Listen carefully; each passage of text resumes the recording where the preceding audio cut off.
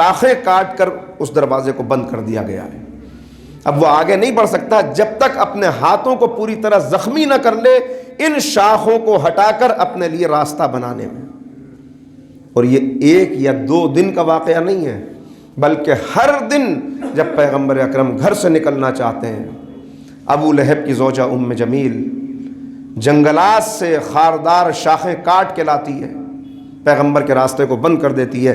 جب یہ راستہ کھول کے یہ راستے کی رکاوٹ دور کر کے آپ آگے قدم بڑھاتے ہیں تو اب اس وقت تک آپ شاہراہ پہ نہیں آ سکتے، مین روڈ پہ نہیں پہنچ سکتے جب تک آپ کے پیر ان کانٹوں سے پوری طرح زخمی نہ ہو جائیں جو اس ملونہ نے راستے میں بچھائے ہوئے ہیں۔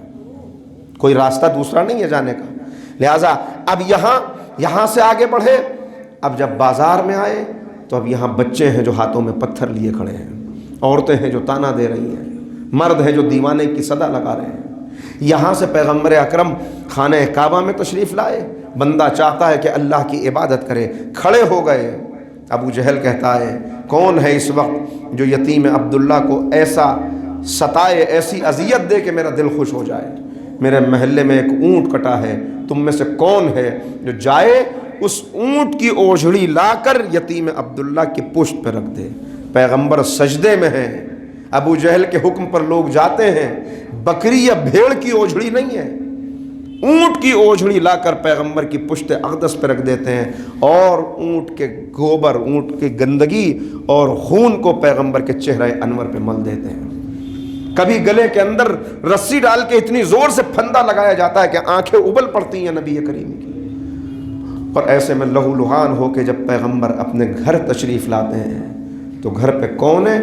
ایک کمسن بیٹی ہے جو آگے بڑھ کے بابا کی جسم میں نازنی سے غلاست کو بھی دور کر رہی ہے، زخموں پہ مرہم بھی رکھ رہی ہے اور ہاتھوں کو اٹھا کے دعا بھی کر رہی ہے۔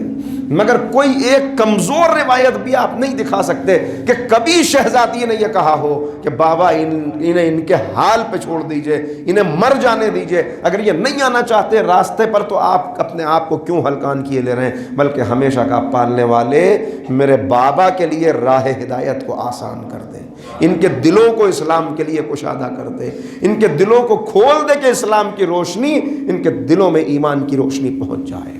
اور اس کے بعد یہ میں نے کچھ چند باتیں آپ کی خدمت میں عرض کی، ورنہ باتیں بہت ہیں۔ پھر یہی مکہ ہے جو دادا کا وطن ہے، جو آبائی وطن ہے، اسی مکے کے اندر اب وہ وقت بھی آتا ہے کہ پیغمبر اکرم کو 3 سال کے لیے سوشل بائیکاٹ کا سامنا ہے۔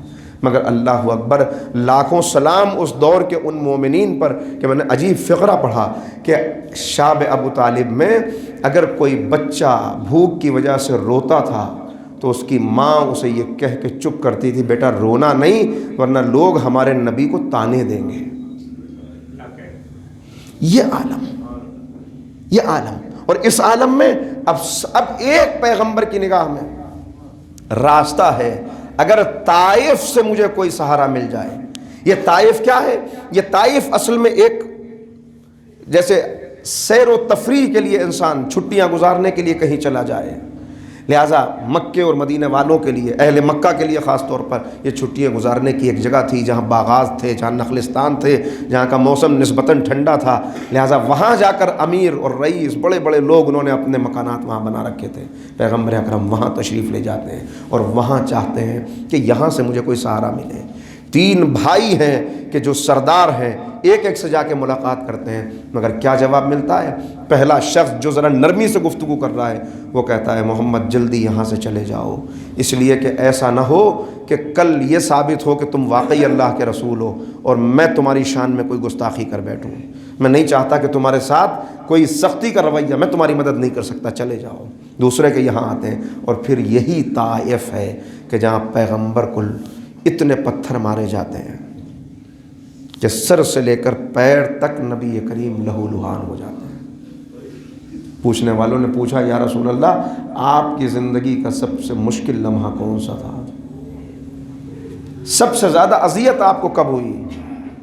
آنکھوں میں آنسو آ گئے، کہا طائف کا سفر، طائف کا سفر۔ ذرا تصور کریں کہ ایک انسان بڑی امید لے کر کہیں جا رہا ہے اور وہاں سے اسے سب سے زیادہ رد عمل کا سامنا کرنا پڑے، سب سے زیادہ وہاں زخمی کیا جائے۔ یہ ہے پیغمبر کی حیات طیبہ کی 13 سال کی داستان۔ بعثت کے بعد سے 13 سال اس طرح پیغمبر اکرم نے گزارے، اور اب یہاں سے ہجرت کر کے مدینہ تشریف لے آئے۔ مدینہ میں کیا عالم ہے، 10 سال کی زندگی مدینہ میں جو گزری، اس کے اندر 84 جنگیں ہیں جن کا سامنا پیغمبر نے کیا ہے۔ 10 سال میں 84 جنگوں کا مطلب ایک سال میں 8 سے زیادہ مرتبہ پیغمبر کو میدان جنگ میں آنا ہے۔ ظاہر ہے کہ ہر میدان میں خود نہیں گئے، لیکن یہ جنگیں بحیثیت لیڈر کے، بحیثیت نبی ہونے کے، ترتیب تو سب آپ کو دینی ہے۔ ان جنگوں کا بھی مقابلہ کرنا ہے، لوگوں کی ذہنی تربیت بھی کرنی ہے، قرآن کے جو حکم آ رہے ہیں وہ بھی لوگوں تک پہنچانے، اپنی احادیث کو محفوظ بھی کروانا ہے، مسجد کی تعمیر بھی کرنی ہے جو نبی کریم کو خود کرنی ہے، اس لیے کہ کوئی ایسا نہیں ہے کہ باہر سے کوئی آ کر، بلکہ اس طرح مسجد کی تعمیر کرنی ہے کہ پیٹ سے پتھر باندھ کر نبی کریم اوروں کے ساتھ ساتھ خود بھی اپنے پشت پہ پتھر اٹھا رہے ہیں۔ عمار نے دیکھا تو عمار سے رہا نہیں گیا، عمار قریب آئے، کہا یا رسول اللہ یہ نہیں ہو سکتا، یہ نہیں ہو سکتا کہ میرے زندہ رہتے ہوئے آپ پتھر اٹھائیں۔ یا رسول اللہ آپ یہاں سائے میں بیٹھ جائیے، عمار آپ کے حصے کا پتھر بھی اٹھائے گا، اپنے حصے کا پتھر بھی اٹھائے گا۔ بڑا عشق تھا حضرت عمار یاسر کو، لہذا عمار غش کھا کے گر پڑے کچھ دیر کے بعد، مگر پیغمبر کو پتھر نہیں اٹھائے۔ تو یہ عالم، اور اس کے بعد کیا اب سکون ہے؟ نہیں، باہر کے مصائب اٹھا کے جب کوئی شخص اپنے گھر میں آتا ہے تو گھر کو مرکز سکون کہا جاتا ہے۔ گھر کیا ہے انسان کا؟ گھر کو سکون کا مرکز کہا گیا، لیکن ذرا اندازہ کریں اس نبی کی اذیتوں کا، اس کے احسانات کا، کہ جو باہر سے اذیتیں اٹھا کے جب گھر پہنچتا ہے تو گھر میں اتنا ستایا جاتا ہے کہ قرآن کریم میں سورہ تحریم نازل ہو جاتا ہے۔ گھر کے اندر یہ سوال کیا ہے، یعنی آپ ذرا تصور کریں کہ جو اتنی عظیم شخصیت ہو، اس سے گھر میں اگر اس کی زوجہ یہ پوچھ رہی ہو کیا تم نے یہ سمجھ لیا کہ تم واقعی نبی ہو؟ کیا تمہیں یہ گمان، نعوذ باللہ، کیا تمہیں یہ گمان ہو گیا ہے تم نبی ہو؟ باہر سے آئے تو گھر کا یہ عالم، باہر کے دشمن ہر جگہ موجود ہیں، اور جن کی تربیت کرنی ہے جو سامنے موجود ہیں، ان کے ذہن کی پستی کا عالم کیا ہے؟ ان کے ذہن کی پستی، ایک تو باہر کے فتنوں کے ساتھ منافقین کا فتنہ ہے جو موجود ہے، اور دوسرے جو مسلمان ہیں وہ بھی کیسے مسلمان ہیں کہ جو آ کے خود پیغمبر سے کہتے ہیں آج آپ کی نبوت میں جتنا شک ہوا اس سے پہلے کبھی نہیں ہوا، جو آ کے نبی کریم سے کہہ رہے ہیں کہ سب کے دروازے بند کرا دیے آپ نے، یہ علی کا دروازہ کیوں کھلا ہوا ہے؟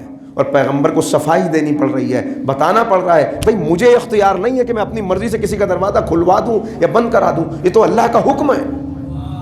آپ اندازہ کریں اور ذرا سے سوچیں کہ ایسے عالم میں 23 سال کی مختصر زندگی، تبلیغی زندگی، اس 23 سال کی تبلیغی زندگی میں اتنے سارے چیلنجز کے ہوتے ہوئے پیغمبر اکرم نے کیسا انقلاب برپا کیا کہ 1400 سال گزر گئے، 1400 سال کے بعد بھی پیغمبر کا انقلاب آگے کی طرف بڑھ رہا ہے، پست نہیں ہو رہا۔ اور غیر یہ کہنے پر مجبور ہوئے، ڈاکٹر مائیکل ہارٹ کو یہ کہنا پڑا کہ میں کیسے اس شخص کو اپنی کتاب میں on top of the list نہ رکھوں، سب سے اونچا درجہ نہ دوں، کہ آج تک تبلیغ کرنے والے زبان سے تو بہت تھے، مگر اپنی تبلیغی گفتگو کی بنیاد پر کسی نے کوئی معاشرہ تشکیل نہیں دیا، مگر یہ پیغمبر اکرم ہیں کہ جنہوں نے سیکولر ورلڈ میں بھی ایک انقلاب برپا کیا، سیکولر دنیا کے ساتھ روحانی دنیا میں بھی ایک انقلاب برپا کیا۔ اور برنارڈ شاہ کو کہنا پڑا کہ اگر آج، برنارڈ شاہ تو آج کی بات کر رہا ہے، کہ اگر آج یہ دنیا چاہتی ہے کہ اسے مصیبتوں سے نجات مل جائے تو راستہ بس ایک ہے، اسے محمد مصطفیٰ کے دروازے پہ آنا پڑے گا۔ صلوات پڑھ دے محمد و آل محمد۔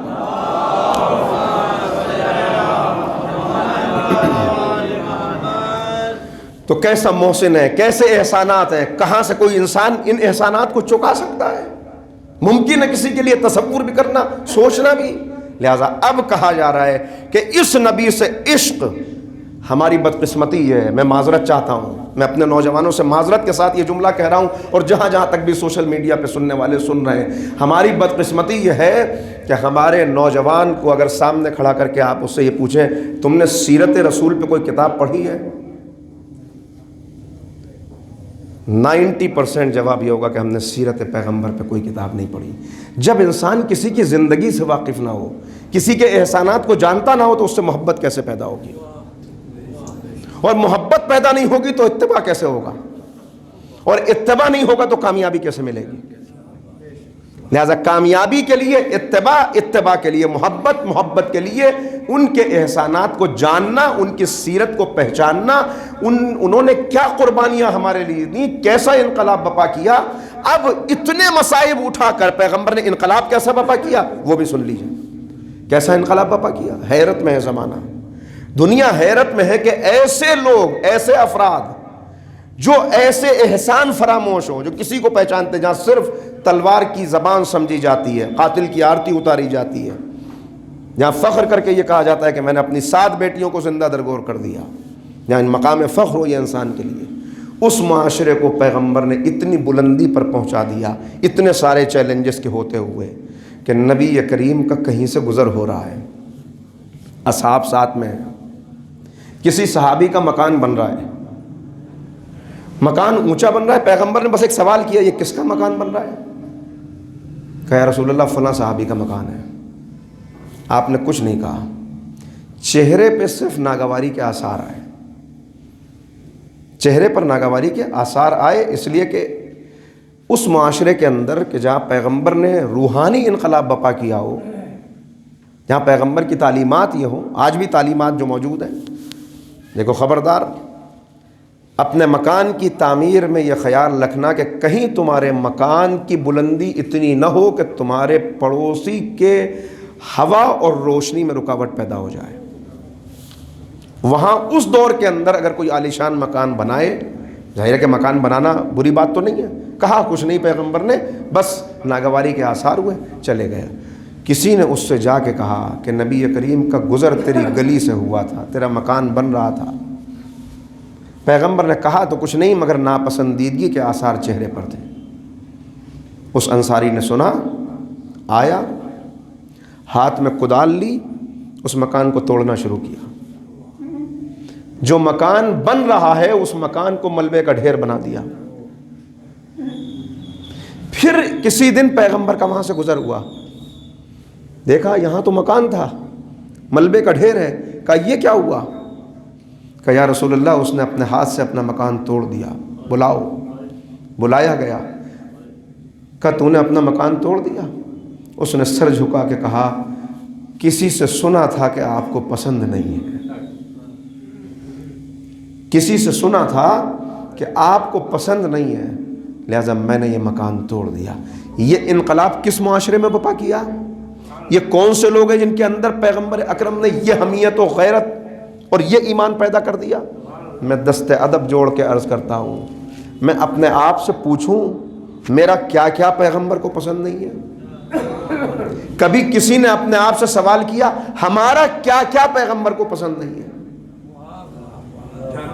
ایک صحابی کو خبر ملتی ہے کسی سے، مکان پسند نہیں، اپنا مکان مٹی کا ڈھیر بنا دیتا ہے۔ کبھی ہم نے غور کیا کہیں میرا حلیہ پیغمبر کو ناپسند تو نہیں ہے؟ کہیں میرا چہرہ پیغمبر کو ناپسند تو نہیں ہے؟ کہیں میرا لباس پیغمبر کو ناپسند تو نہیں ہے؟ کہیں میری گفتگو پیغمبر کو ناپسند تو نہیں ہے؟ کہیں میری نشست و برخاست؟ لمحہ فکریہ ہے، ہر ایک کو سوچنا، اس لیے کہ عشق، میں نے عرض کیا کہ محبت اگر کسی سے ملے، اب جو باتیں عرض کی، حسن کی بنیاد پہ محبت پیدا ہوتی ہے، کمال کی بنیاد پہ محبت پیدا ہوتی ہے، احسان کی بنیاد پر محبت پیدا ہوتی ہے، محبت کے جواب میں بھی محبت پیدا ہوتی ہے۔ کوئی آپ سے محبت کرے، ابتداءً آپ اس سے محبت نہ کرتے ہوں، لیکن اگر وہ مسلسل محبت کرتا رہے تو بالآخر جواباً محبت پیدا ہو جائے گی۔ انسان کا مزاج ہے، انسان کی فطرت ہے، لہذا محبت کے جواب میں بھی محبت پیدا ہوتی ہے۔ کیا دنیا میں کوئی نبی سے زیادہ محبت کرنے والا ہے؟ محبت کے دعوے کرنے والے تو بہت ہیں، لیکن محبت اگر واقعی دیکھیں، کیا نبی سے زیادہ کوئی محبت کرنے والا ہے؟ دندان مبارک شہید ہوئے کس کے لیے؟ امت کو فلاح مل جائے، امت کو نجات حاصل ہو جائے۔ فاقوں پر فاقے کیے کس کے لیے؟ امت کے لیے۔ اپنے جگر کے ٹکڑوں کو میدان میں بھیج دیا، یہ مارے جائیں مگر امت کو نجات مل جائے۔ اور پوری نسل پیغمبر کی، اللہ اکبر، جنہیں سینے پر سوار رکھتے تھے، جنہیں دوش پر بٹھاتے تھے، جن کے لیے سجدوں کو طول دے رہے تھے، جن کے لیے خطبوں کو روک رہے تھے، پھر خود بتا رہے تھے کہ انہیں پیاسا شہید کیا جائے گا، انہیں بھوکا شہید کیا جائے گا۔ دیکھو تم غافل نہ ہو جانا، اگر زندہ رہو تو ان کا ساتھ دینا۔ کس کے لیے؟ ایسی محبت کوئی کر سکتا ہے؟ بخدا کوئی ایسی محبت دنیا میں کسی سے نہیں کر سکتا۔ اسی لیے ہم سے جو جواب میں محبت مانگی گئی، میں آپ پر چھوڑ رہا ہوں بس ایک ریفرنس دے کر، گھر جائیے گا، سورہ توبہ کھولیے گا، نواں سورہ، یہ ان سوروں میں ہے جو پیغمبر کی حیات طیبہ کے آخری دور میں نازل ہوا۔ سورہ توبہ کی 24ویں آیت کو ترجمے کے ساتھ پڑھیے گا کہ اس کا پیغام کیا ہے۔ یہ میں نے اپنے نوجوانوں اور بچوں کے لیے ایک پیغام دیا کہ آپ جائیں تلاش کریں، خود دیکھیے گا۔ میں اس کا مختصر مفہوم آپ کی خدمت میں عرض کر دیتا ہوں تاکہ بات تشنا نہ رہ جائے۔ حکم ہے ترازو کے ایک پلے میں محبتیں رکھی جا رہی ہیں، کہ ایک پلے میں ترازو کے محبتیں رکھنی شروع کرو۔ باپ کی محبت، بیٹے کی محبت، بھائی کی محبت، زوجہ کی محبت، خاندان کی محبت، مال کی محبت، تجارت کی محبت، یہ ساری محبتیں ایک پلے میں رکھ لو۔ دوسرے پلے میں 3 محبتیں رکھو، اللہ کی محبت، اس کے رسول کی محبت اور جہاد کی محبت۔ آپ خود جا کے آیت دیکھیے گا، کہا یہ 8 محبتیں ایک پلے میں، یہ 3 محبتیں ایک پلے میں۔ کسی اور کو بلانے کی ضرورت نہیں ہے، تم خود دیکھ لو کون سا پلہ وزنی ہے۔ 8 محبتوں کے بعد کوئی محبت بچتی ہے؟ باپ کی محبت، بیٹے کی محبت، زوجہ کی محبت، بھائی کی محبت، مال کی محبت، مکان کی محبت، یعنی کون سی محبت باقی رہ گئی اس کے بعد؟ ان محبتوں کو، 8 محبتوں کو ایک پلے میں رکھو، ان 3 محبتوں کو دوسرے پلے میں رکھو، اور اب اپنے آپ سے سوال کرو کون سا پلہ وزنی ہے۔ اگر 3 محبتوں کا پلہ وزنی نہیں ہے، get lost, you deserve no guidance, چلے جاؤ، تمہیں ہدایت نہیں مل سکتی۔ قرآن یہ محبت ہے جس کا تقاضا کر رہا ہے، اور کیوں اس محبت کا تقاضا نہ کرے کہ جب میں نے عرض کیا کہ محبت کے جواب میں محبت ہوتی ہے، اور پیغمبر کی محبت، اللہ اکبر، کیسی محبت ہے۔ آخری بات عرض کرتا ہوں، وقت ختم ہو رہا ہے، لہذا بس آخری بات توجہ فرمائیں گے۔ ایک چیز اور ہوتی ہے، انسان کسی سے محبت کرتا ہے اپنی غرض کی بنیاد پر، غرض کی بنیاد۔ بھائی بڑا آدمی ہے، مجھے نہیں پتا کہ وہ محبت اندر بھی ہوتی ہے یا نہیں، لیکن بہرحال انسان، بھائی بڑا آدمی ہے، اس سے محبت کا اظہار کرو، کل کام آئے گا۔ فلاں منسٹر، فلاں لیڈر، فلاں تاجر، فلاں رئیس، ان سب سے انسان محبت کرتا ہے، کیوں؟ کل یہ ہمارے کام آئیں گے۔ میں نے سارے معیارات آپ کے سامنے رکھ دیے، اس آخری معیار پر بھی اپنی توجہات کو لے آئیے، یہ جس سے آپ محبت اس لیے کر رہے ہیں کہ کل آپ کے کام آئے گا، یہ کہاں تک کام آئے گا؟ آئیے اگر غرض کی بنیاد پر بھی محبت کرنی ہے تو میں آپ کا ہاتھ پکڑ کے ایک ایسی شخصیت کے ہاتھ میں دے دوں جو قبر میں بھی کام آئے، برزخ میں بھی کام آئے، میزان میں بھی کام آئے، جنت میں بھی کام آئے۔ لہذا محبت کے جتنے رخ ہیں وہ رخ اگر آپ آگے بڑھتے چلے جائیں تو وہاں کمال پر جو شخصیت موجود ہے وہ حضرت محمد مصطفیٰ صلی اللہ علیہ وآلہ وسلم۔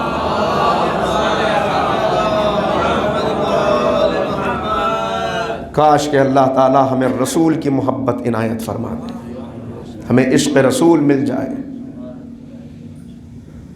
پیغمبر کا عشق، اللہ اکبر۔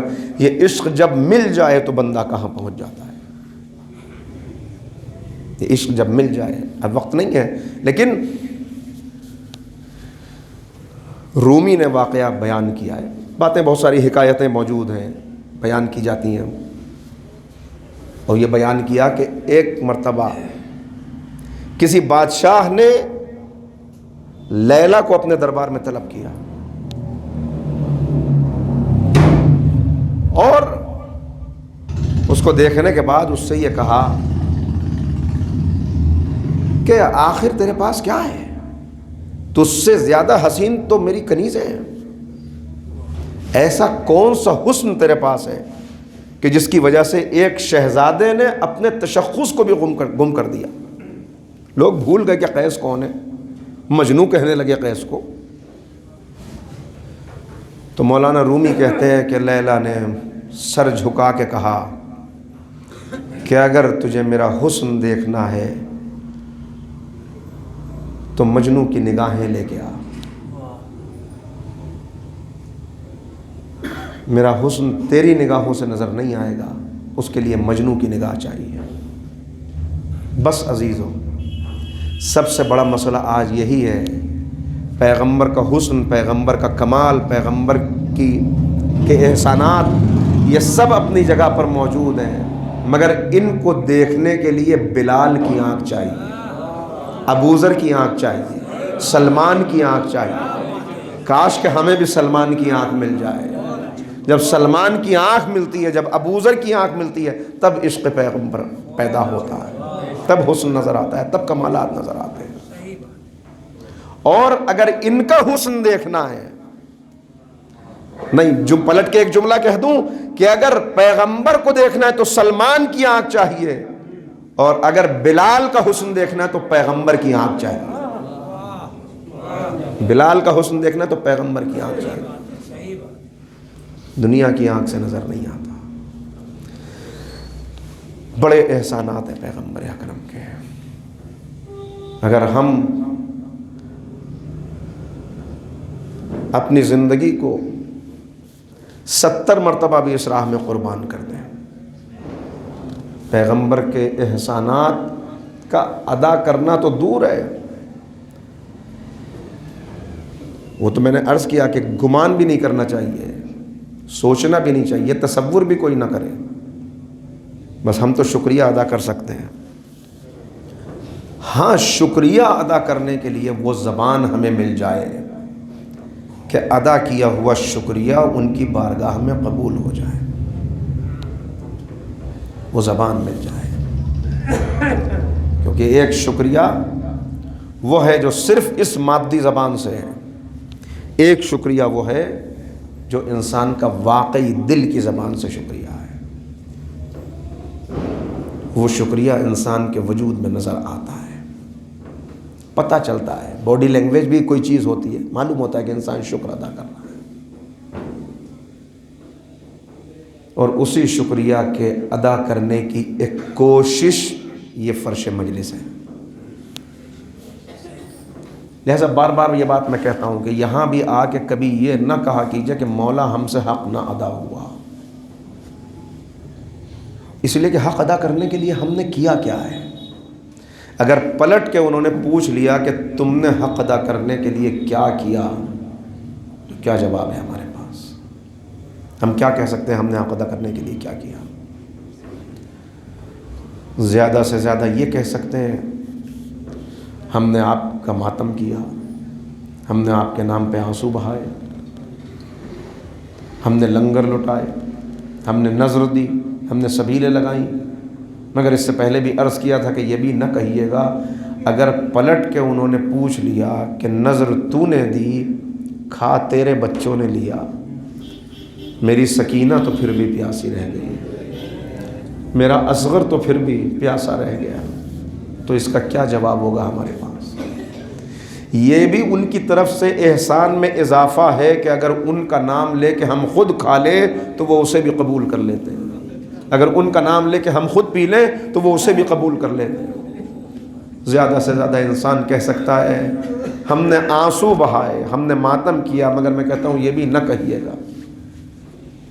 ایک مرد مومن کے ایصال ثواب کی مجلس ہے، ایک شاعر اہل بیت، ذاکر اہل بیت، علماء کے خانوادے سے تعلق رکھنے والی یہ شخصیات جن کا تشخص صرف ان کے نسب کی بلندی نہیں ہے، بلکہ جن کا کردار، جن کا اخلاق، جس سے بھی ملے، جب بھی ملے، دیکھیے انسان وقت گزر جاتا ہے، جو آج ہے وہ کل نہیں ہوگا، نہ دولت کسی کے پاس رکتی ہے، نہ اقتدار کسی کے پاس رکتا ہے، نہ زندگی کسی کا ہمیشہ ساتھ دیتی ہے، جو آیا ہے اسے جانا ہے، لیکن انسان کا اخلاق اور کردار اسے مرنے کے بعد بھی زندہ رکھتا ہے۔ قرآن کریم کہتا ہے، خطاب کر کے کہتا ہے عباد الرحمن کے صفات بیان کرتے ہوئے کہ زمین پہ چلتے ہوئے، صرف قدم رکھتے ہوئے پہچان لیا جاتا ہے کون اللہ کا بندہ ہے،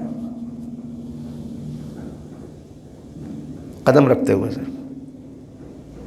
لہٰذا کہا جا رہا ہے کہ جب زمین پہ چلو آہستہ آہستہ قدم رکھنا، تمہاری رفتار سے پتہ چل جائے کہ یہ اللہ کا بندہ جا رہا ہے۔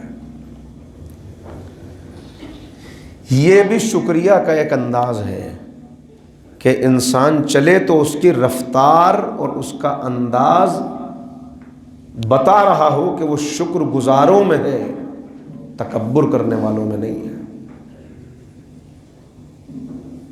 تو آنسوؤں کو کہہ سکتا ہے انسان ہم نے حق ادا کرنے کے لیے آنسو بہائے، مگر میں نے عرض کیا تھا یہ بھی کبھی نہ کہیے گا، اس لیے کہ پلٹ کے اگر انہوں نے پوچھ لیا کہ تمہیں ان آنسوؤں پہ بڑا کنٹرول ہے، تم سمجھتے ہو یہ آنسو تم نے بہائے، اپنی مرضی سے بہا سکتے ہو، اپنی مرضی سے روک سکتے ہو؟ اچھا، جب بھائی اس دنیا سے گیا، جب والد نے داغ مفارقت دیا، جب ماں رخصت ہوئی، اس وقت تمہارے رونے کی کیفیت کیا تھی؟ تڑپ تڑپ کے کہہ رہے تھے اب آپ کے بعد یہ دنیا تارا ہی ہے، اب آپ کے بعد خاک ہے اس زندگی پر، ہم آپ کے بعد زندہ نہ رہ سکیں گے۔ لیکن سال بھر گزرا، سال بھر کے بعد اب اگر ویسے رونا چاہو کہ جیسے اس وقت رو رہے تھے، زبان فاتحہ پڑھ سکتی ہے، تلاوت کر سکتی ہے، مگر وقت کی ہواؤں نے آنسوؤں کے سوتوں کو سکھا دیا، اب آنکھوں نے رونے سے انکار کر دیا۔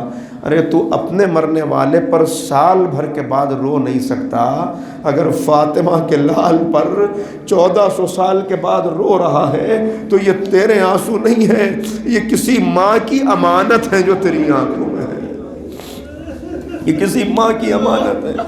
ہاں آزادار ہو، کسی ماں کی امانت۔ ارے یہ ہم گناہگاروں کے لیے کیا کم ہے کہ ہماری گناہگار آنکھوں سے نکلنے والے آنسو ایک معصومہ کے رومال کی امانت بن جاتے ہیں۔ آسان نہیں۔ ارے ہم کیا کہیں گے، یہ نہ کہیے گا کبھی کہ ہم سے کیا، یہ پوچھیے گا بھی نہیں کہ ہم سے حق ادا نہیں ہوا، اس لیے کہ میری نگاہیں دیکھ رہی ہیں ایک بوڑھا مولا کے سامنے کھڑا ہوا ہے، امام نماز ظہر ادا کر رہے ہیں، تیروں پر تیر آ رہے ہیں، سید کھڑے ہوئے ہیں اپنی بوڑھی پسلیوں پر تیروں کو روک رہے ہیں، ادھر امام کی نماز تمام ہوئی، ادھر سید زمین پر گرے اور پہلا جملہ یہ پوچھا مولا کیا میں نے حق ادا کر دیا؟ مولا کیا میں نے حق ادا کر دیا؟ اپنی بوڑھی پسلیوں پر اتنے تیر کھانے کے بعد بھی سعید کو یقین نہیں ہے کہ حق ادا ہو گیا۔ ہم کیسے یہ کہیں کہ ہم سے حق ادا ہوا؟ اے مولا، ارے یہ تو بوڑھے تھے، بوڑھے ہو یا جوان، ایسا حق ادا کیا، ایسا حق ادا کیا کربلا والوں نے کہ اب زمانہ کروٹیں بدلتا رہے، مگر نہ ایسا آقا ملے گا، نہ ایسے رفقا ملیں گے، نہ ایسا بھائی ملے گا، نہ ایسی بہن ملے گی۔ عزاداروں کیسے حق ادا کیا؟ یہ تو اپنے آقا کا حق ہے، اور اللہ کا حق کیسے ادا کیا؟ اللہ کا حق تو ایسے ادا کیا، اللہ اکبر۔ ارے کسی گھر میں اگر کوئی موت ہو جائے، چادر ڈال دی جاتی ہے لاشے کے اوپر، جنازے کے اوپر، تاکہ بار بار بہنوں کی نظر نہ پڑے، چاہنے والوں کی نظر نہ پڑے، مگر ہائے ظلم کربلا، ارے اس طرف سے قافلے کو لے جایا گیا جہاں جلتی ہوئی لیتی پر شہیدوں کے لاشیں پڑے ہوئے ہیں۔ میں نے عجیب منظر دیکھا، جب بہن بھائی کے لاشے کے قریب پہنچی، اللہ رے عزم ہے زینب، صبر زینب، حوصلہ زینب کا، دیکھیے گا اللہ کا حق ادا کرنے والے کیسے ہوتے ہیں۔ بھائی عزیزو، جب بھی کوئی شہید ہوتا تھا، حسین جاتے تھے، اس کے لاشے کے قریب بیٹھتے تھے، اپنے دونوں ہاتھوں پہ اس کے لاشے کو بلند کر کے کہتے تھے، پالنے والے یہ قربانی قبول کر لے، آج حسین نہیں، یہ حسین کا برہنہ لاشا ہے جو زمین کربلا پہ پڑا ہے، نہ بدن پہ سر ہے، نہ جسم پہ لباس ہے۔ چاہنے والی بہن اس عالم میں بھائی کے لاشے کو دیکھ رہی ہے۔ ارے سب سے پہلے تو ایک جملہ کہا، انت اخی، انت اخی، کیا تو ہی میرا بھائی ہے؟ کیا مطلب تھا؟ مطلب یہ تھا، اے خاک و خون میں لوٹنے والے، کیا تو ہی وہ ہے جس کے لیے اماں نے چکیاں جلائیں؟ کیا تو ہی وہ ہے جسے نبی نے دوش پہ سوار کیا؟ اور اس کے بعد زینب سنبھل کے بیٹھی، اپنے دونوں ہاتھوں کو اٹھایا، اللہم تقبل منا لہذا القربان، پالنے والے اس قربانی کو قبول کر دے، اے معبود ہماری قربانی اپنی راہ سیعلم الذین ظلموا ایہم الغالبین۔ انا للہ و انا الیہ راجعون۔ بار الہ اس عبادت کو اپنی بارگاہ میں قبول فرما۔ معبود اہل بیت کے چاہنے والے جہاں جہاں ہیں، ان کے جان مال عزت و آبرو کی حفاظت فرما۔ بار الہ اس وبا کو انسانیت سے برطرف فرما دے۔ معبود دشمنان اہل بیت، دشمنان اسلام اگر قابل اصلاح ہیں تو ان کی اصلاح فرما دے، اگر ناقابل اصلاح ہیں تو ان کو نابود فرما دے۔ بار الہ پرچم اسلام کو سر بلند فرما، پرچم کفر و نفاق کو سر نگوں فرما، اس ملک کے حالات کو مسلمانوں کے لیے بہتر فرما دے۔ بار الہ بہت سے مومنین ہیں جو روزگار کی پریشانیوں میں ہیں، معبود جو بے روزگار ہیں انہیں بہترین روزگار عنایت فرما، جو برسر روزگار ہیں ان کی روزی میں برکت عنایت فرما۔ بار الہ جو بیمار ہیں انہیں شفائے کاملہ و عاجلہ عنایت فرما، جو مقروض ہیں ان کے قرضوں سے انہیں نجات عنایت فرما۔ بار الہ اس ذکر کے صدقے میں مرحوم ثابت حسین صاحب اور ان کے برادر عزیز مرحوم قائم مہدی صاحب کی ارواح کو اور ہم سب کے مرحومین